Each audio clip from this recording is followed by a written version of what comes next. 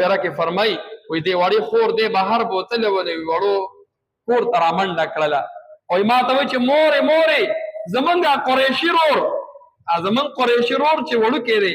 یو دوه کسه راله هغوی خو حلال کو زه په منډه منډه لاړم وایي ما وی چې رسول الله د ده مبارک د ده پسې خو کاهنان ساحران ټول لګیا دي او دا ډېر برکت والا ماشوم دی نو هسې نه چې څوک ورته نقصان ورسوي وایي زه چې لاړم بار مې وکتېدل رسول الله مبارک دغه شانتې ولاړ دی وایي ما د لاسه ونیسو کور ته مې راوستو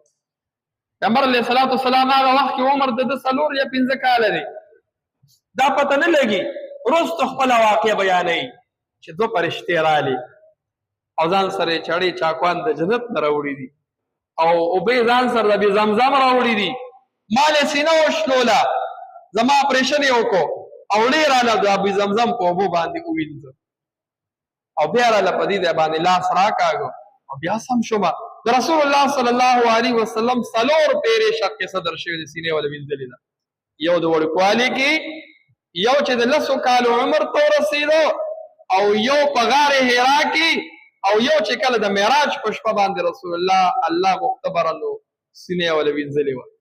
د پیغمبر علیه الصلاة والسلام وروسته بیا وایي دغه شان چل شو نو بیبي حلیمه وایي زه ویرېدمه